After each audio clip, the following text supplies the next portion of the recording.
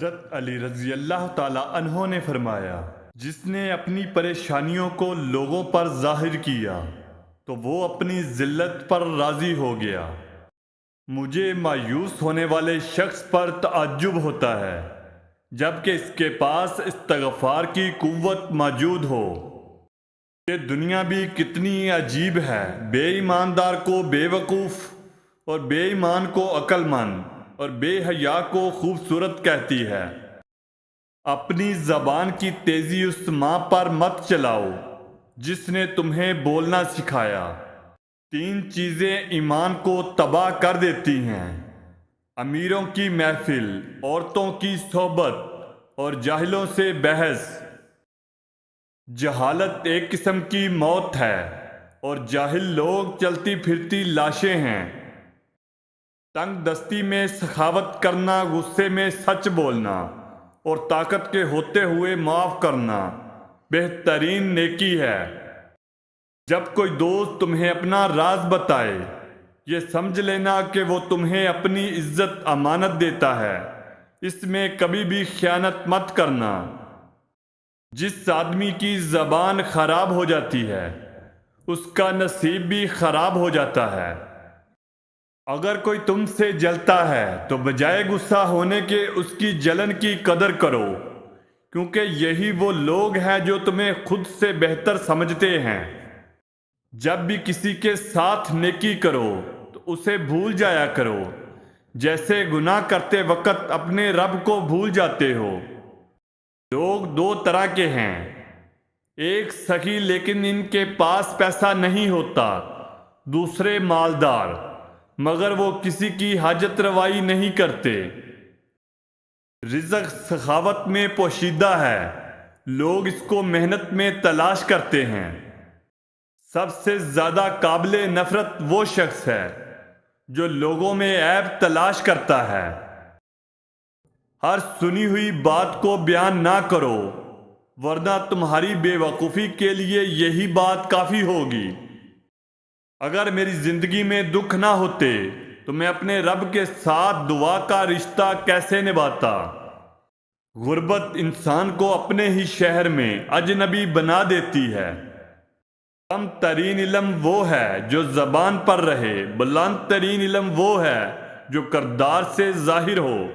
حق بات کی پہلی نشانی اس کی ہمیشہ مخالفت ہوتی ہے، جس کی کوئی مخالفت نہیں وہ قطعاً حق نہیں۔ اقتدار، طاقت اور دولت ملنے پر لوگ بدلتے نہیں بلکہ بے نقاب ہوتے ہیں۔ برائی کی مثال ایسے ہے جیسے پہاڑ سے نیچے اترنا، ایک قدم اٹھاؤ تو باقی اٹھتے ہی چلے جاتے ہیں، اور اچھائی کی مثال ایسی ہے جیسے پہاڑ پر چڑھنا، ہر قدم پچھلے قدم سے مشکل مگر ہر قدم پر بلندی ملتی ہے۔ جس شخص کے دشمن نہ ہوں اور سب دوست ہوں اس جیسا منافق کوئی نہیں، کیونکہ دشمن اسی کے ہوتے ہیں جو حق کی بات کہتا ہے۔ بارش کا قطرہ سیپ اور سانپ دونوں کے منہ میں گرتا ہے، لیکن سیپ اسے موتی اور سانپ اسے زہر بنا دیتا ہے۔ جس کا جیسا ظرف ویسی اس کی تخلیق۔ اگر کوئی شخص اپنی بھوک مٹانے کے لیے روٹی چوری کرے تو چور کے ہاتھ کاٹنے کی بجائے بادشاہ کے ہاتھ کاٹے جائیں۔ ہر شخص اپنے جیسے ہی کی طرف مائل ہوتا ہے، ہر شخص کا غم اس کی اہمیت کے مطابق ہوتا ہے۔ جب تمہاری مشکلات حد سے بڑھنے لگیں تو سمجھ لو کہ اللہ تمہیں کوئی بلند مقام دینے والا ہے۔ کبھی نہ گرنا کمال نہیں مگر گر کر سنبھل جانا کمال ہے۔ خوش قسمت ہے وہ انسان جس کے لیے کوئی روئے، بد قسمت وہ شخص ہے جس کی وجہ سے کوئی روئے۔